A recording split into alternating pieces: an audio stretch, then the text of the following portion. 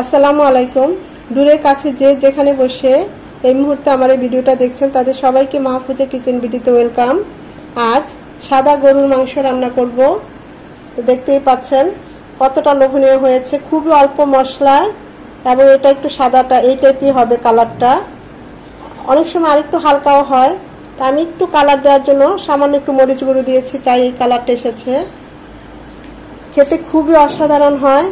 তো চলুন কথা না বাড়িয়ে আমরা মূল ভিডিওতে চলে যাই।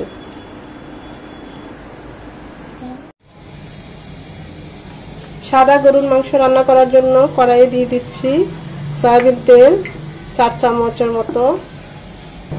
তেলটা গরম হয়ে এসেছে, দিয়ে দিচ্ছি গোটা মশলা, 2টো তেজপাতা, 4টা সাদা এলাচ, 15 থেকে 20টা গোলমরিচ, 3 পিস দারচিনি টুকরো, আর 5-6টা লং।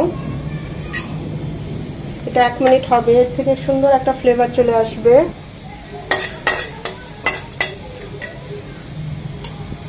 গোটা মশলা থেকে খুব সুন্দর একটা অ্যারোমা চলে এসেছে। দিয়ে দিব 1 কাপ পেঁয়াজ কুচি। পেঁয়াজ কুচিটা নরম হবে।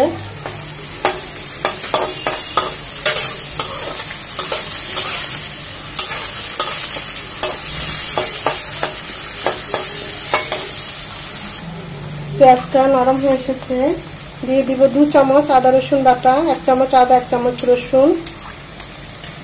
এটাকে ভালোভাবে 1 মিনিট ভেজে নেব, যেন আদার ঝাঁঝালো গন্ধটা চলে যায়। আদাটাকে 1 মিনিট ভেজে নেওয়ার পর দিয়ে দিব 2 চামচ ভাজা জিরে গুঁড়ো, ঝালের জন্য 1 চামচ মরিচ গুঁড়ো, আর আমি এখানে শুকনো মরিচ দিচ্ছি তাই 1 চামচ দিলাম। আপনারা চাইলে আরো বাড়িয়ে কমিয়ে নিতে পারেন। একটা হাফ জায়ফল আর জয়ত্রী একটা ব্লেন্ড করে এরকম গুঁড়ো করে নিয়েছি, সেটা দিয়ে দিচ্ছি।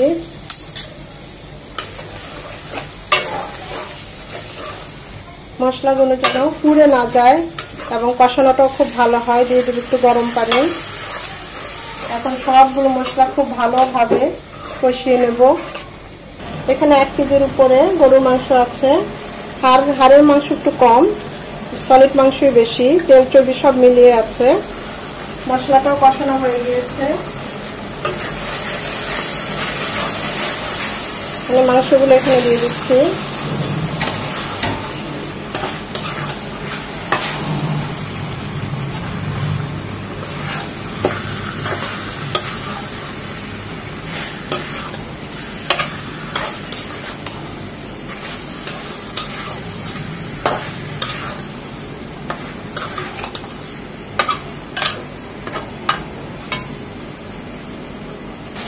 ঢাকা দিয়ে 10 থেকে 12 মিনিট মাংসগুলো কষিয়ে নেব।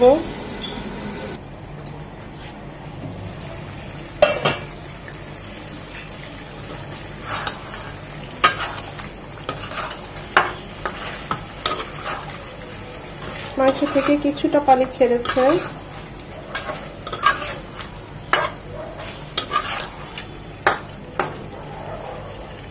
আমার ফ্রিজে টক দই একদম ডিপে, এখন এই মুহূর্তে ওই টক দইটা দেওয়া সম্ভব হচ্ছে না। আমি এখানে 4 চামচ শুকনো গুঁড়ো দুধ নিয়েছি, একটু পানি দিয়ে গুলিয়ে দিচ্ছি।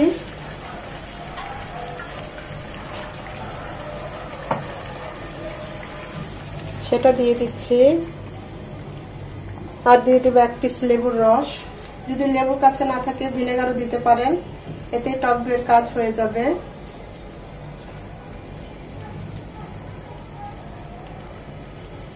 দিয়ে দিব স্বাদ মতো লবণ। খুব ভালোভাবে মিশিয়ে নেব।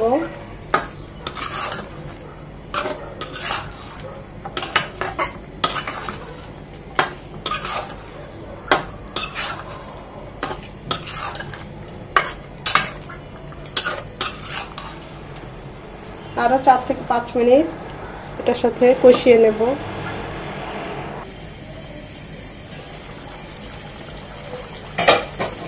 4-5 মিনিট কষিয়ে নেওয়ার পর এখন এখানে দিয়ে দেব গরম পানি।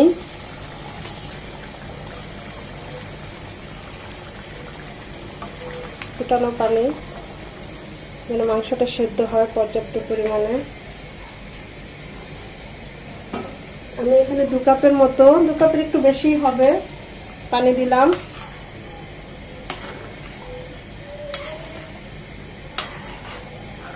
যে যেমন গ্রেভি রাখেন বা ঝোল রাখেন ওই অনুযায়ী পানিটা দিবেন।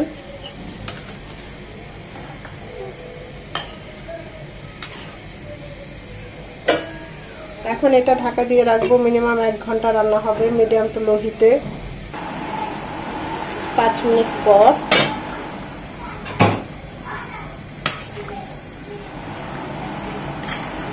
নেড়ে দিলাম।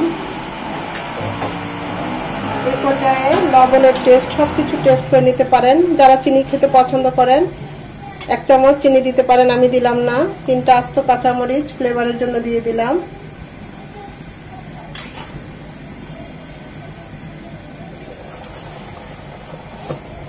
এখন এটা রান্না হবে।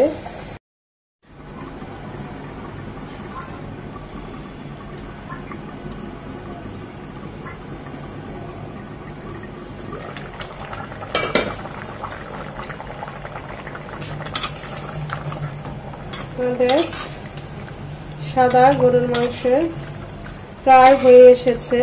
গ্রেভিটা যে যেমন রাখেন, চাইলে একটুকুও রাখতে পারেন ঝোলটা। আমি আরেকটু ঝোলটা কমিয়ে নেব। 90% সেদ্ধ হয়ে গিয়েছে।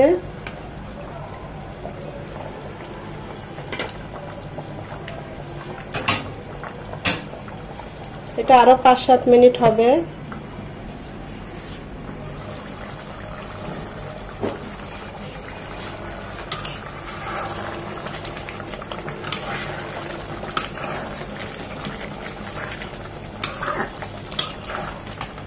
আমাদের রান্নাটা অলমোস্ট ডান। তেল উপরে উঠে এসেছে, দেখতেই পাচ্ছেন কতটা লোভনীয় হয়ে এসেছে। মাংসগুলো একদম সেদ্ধ হয়েছে, আমি অফ ক্যামেরায় চেক করেছি। এখন আমরা চুলাটা অফ করে দেব। এটা এতটাই মজার হয় যে একবার যাকেই খাওয়াবেন সে ভুলতে পারবে না, বারবার এভাবে রান্না করতে ইচ্ছে করবে। আপনার প্রশংসা করতে বাধ্য হবেন। এইভাবে সাদা গরুর মাংসটা রান্না করলে, আমি তো এভাবে প্রায় করি।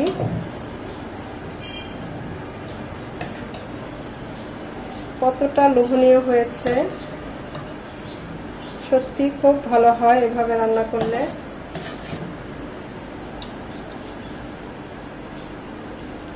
হলুদ গুঁড়ো, মরিচ গুঁড়ো সবকিছু ছাড়াও যে এত সুন্দর গরুর মাংস রান্না করা যায়, সেটা একবার না করলে বুঝতে পারবেন না। দেখতেই পাচ্ছেন কতটা লোভনীয় হয়েছে, খুবই ভালো হয়। একবার হলেও ট্রাই করবেন, আর ট্রাই করে কমেন্ট করে আমাকে জানাবেন কেমন হয়েছে। ভিডিওটা দেখে যদি ভালো লেগে থাকে অবশ্যই একটা লাইক দিবেন, কারণ এই লাইকটা পরবর্তী ভিডিও করতে আমাকে উৎসাহিত করে, সাহায্য করে।